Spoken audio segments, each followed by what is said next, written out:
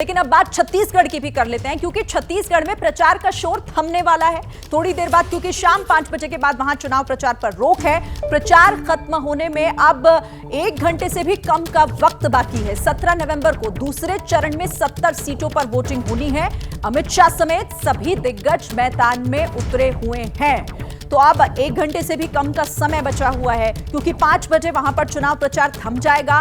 एक चरण छत्तीसगढ़ में हो चुका है, बारी अब दूसरे चरण की है, यानी 17 नवंबर को दूसरे चरण में 70 सीटों पर वोटिंग होनी है। लेकिन देखिए, यहां भी दिग्गजों का जमावड़ा लगा रहा।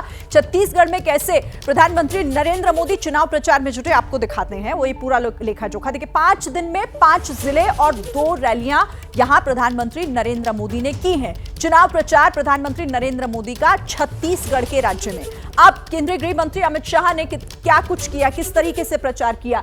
5 दिन और 11 रैलियां की हैं, 9 जिलों को उन्होंने कवर किया और इस दौरान एक रोड शो भी यहां अमित शाह ने किया है छत्तीसगढ़ में। अब योगी आदित्यनाथ का भी आपको बताते हैं कि किस तरीके से छत्तीसगढ़ में उन्होंने प्रचार किया है। 2 दिन 6 रैलियां, 5 जिले और 1 रोड शो, यानी कि 2 दिन में उन्होंने 5 जिलों को कवर करते हुए 6 रैलियां की हैं और 1 रोड शो। तो छत्तीसगढ़ में भी यहां कोई कमी नहीं छोड़ी गई।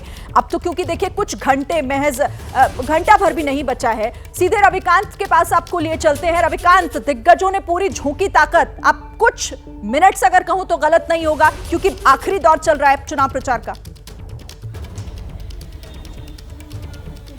शिरीन, जिस तरीके से आपने एक के बाद एक ताबड़तोड़ रैलियों का जिक्र किया बीजेपी की ओर से, उसमें हम एक ऐड कर दें कि थोड़ी ही देर में जेपी नड्डा पहुंचने वाले हैं यहां अंबिकापुर में। तमाम जो कार्यकर्ता हैं वो मेरे दाहिने हाथ पे एक कला केंद्र मैदान है, वहां पर जमा है।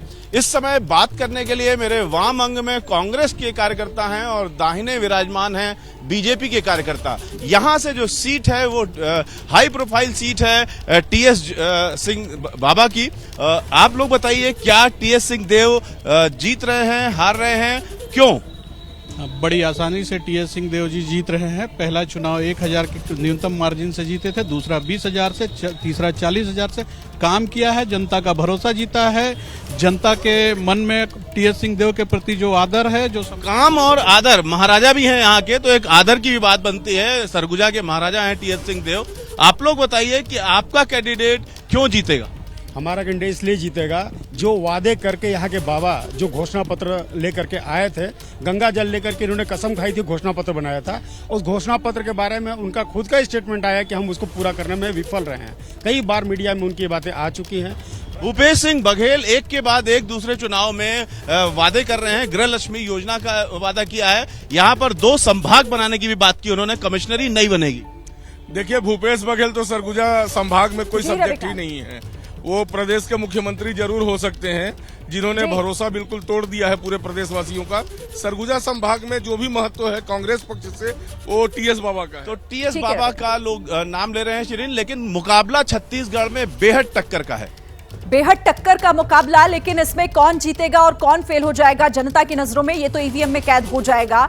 जैसे ही घड़ी का काटा दोपहर 2:30 पे आए, बबीता जी का दिल सास बहू साजिश के लिए मचल जाए। और ये है इनकी बहू, पूरे दिन ऑफिस की टेंशन हो जाए गॉन जब ये करें अपना फेवरेट शो फ्री टाइम पे ऑन। इनकी तरह आप भी देखिए अपना फेवरेट शो अपने टाइम पर और डाउनलोड कीजिए एबीपी लाइव ऐप अपने स्मार्ट टीवी पर।